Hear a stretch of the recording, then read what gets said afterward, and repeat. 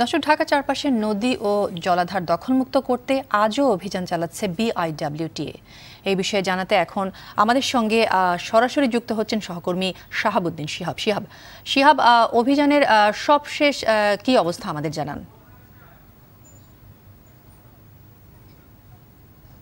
আমরা এই মুহূর্তে অবস্থান করছি তুরাগ তীরের পূর্ব পারে। আমরা ঠিক মিরপুর দারুস সালাম থানায় এই মুহূর্তে অবস্থান করছি। এটা হচ্ছে পালপাড়া ঘাট দিয়াবাড়ি।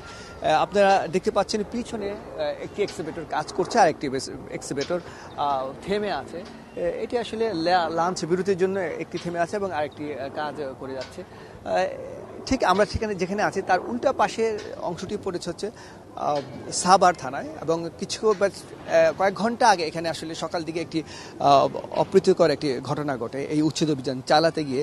সেটি হচ্ছে স্থানীয় সাভার থানার যে কাউন্দিয়া ইউনিয়ন রয়েছে সেই ইউনিয়নের যে চেয়ারম্যান আসলে তার নামে বিএডব্লিউ কর্মকর্তা আমাদের কাছে অভিযোগ করে যে তিনি বিভিন্ন সময় এই নদীর পাড়ে বিভিন্ন ধরনের জমি ভরাট করে এরকমই অভিযোগ আনেন। কিন্তু ঠিক এখান থেকে কয়েকশো ফিট পিছনের দিকে নদীর একটি অংশ ভরাট করে এবং তাও সে ঈদগার নামে এবং তার পিছনে তার আবাসন কোম্পানি রয়েছে এমনটি জানায় বিএডব্লিউটি কর্মকর্তারা আমাদের কাছে। তো যাই হোক, সেই যে ভরাট করা মাটিগুলো সরাতে গেলে সেখানে একটি অপ্রীতিকর ঘটনা ঘটে। সেই চেয়ারম্যান এসে বাধা দেয় এবং তিনি এখানে যে উচ্ছেদ কাজ সেখানে সে উচ্ছেদ কাজটিকে ব্যাহত করে। এক পর্যায়ে সে এক বিআরডব্লিউটি কর্মকর্তার গায়ে হাতও তোলেন। তার পরিপ্রেক্ষিতে তাকে অবশ্য পুলিশে গ্রেফতার করে তাকে ম্যাজিস্ট্রেটের কাছে নিয়ে আসেন, কিন্তু ম্যাজিস্ট্রেট তার কথাবার্তা শোনার এক পর্যায়ে তাকে আবার ছেড়ে দেওয়া হয়।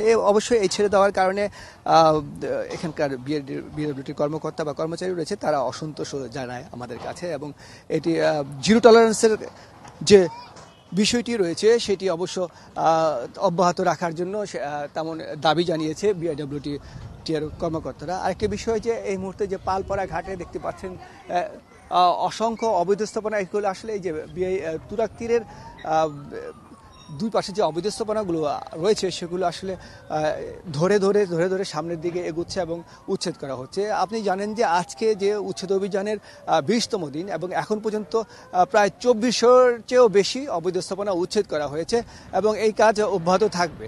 এই ছিল আমার কাছে সর্বশেষ তথ্য।